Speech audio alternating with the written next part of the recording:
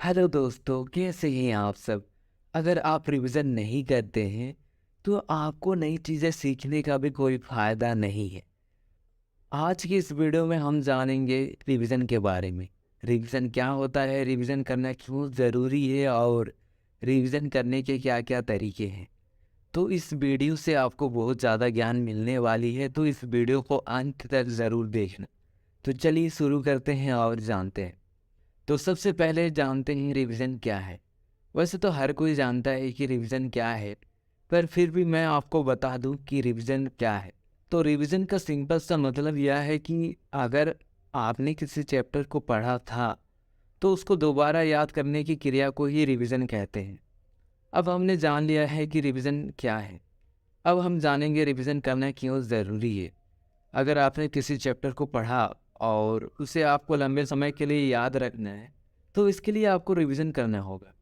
क्योंकि कोई भी चीज़ों को हम तुरंत याद करते हैं तो वो हमारी शॉर्ट टर्म मेमोरी में जाती है, जो हमें कुछ दिनों के लिए याद रहती है। अगर हमें उसे शॉर्ट टर्म मेमोरी से लॉन्ग टर्म मेमोरी में भेजना है तो उस चीज़ को बार बार रिवीजन करना होगा।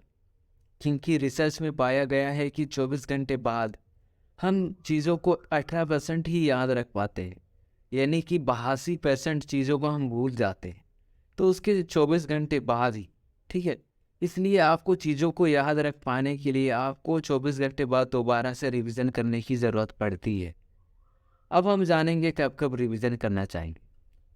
तो जैसे ही आप कोई चैप्टर पढ़ते हैं उसके 24 घंटे बाद आपको एक बार रिवीजन करनी चाहिए।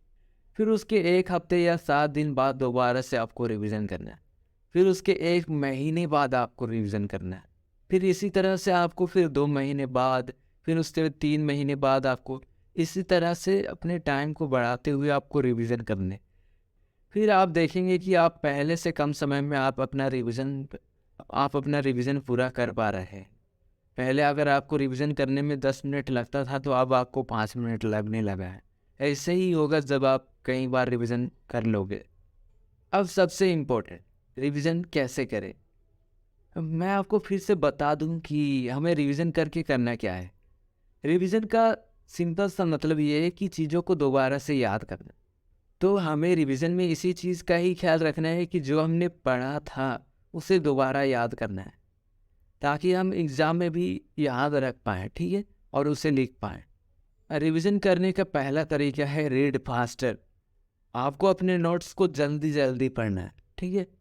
फिर दूसरा तरीका है राइटिंग। आप जिस भी चैप्टर की रिवीजन कर रहे हो उसे बिना किसी किताब या नोट्स देखे आपको याद करके लिखना है। इससे आपको खुद पता चलेगा कि आप कितना जानते हो। ये मेरा फेवरेट तरीका है रिवीजन करने का, ठीक है। Point number 3, mind mapping. इसमें आपको अपने दिमाग में सोचना है। जो चीज़ आपने पढ़ी है उसका चित्र बनाओ। आप चाहे तो उसका कॉपी में भी ड्राइंग बना सकते हो, या तो फिर उन्हें एक एक शब्दों में आप लिख सकते हो।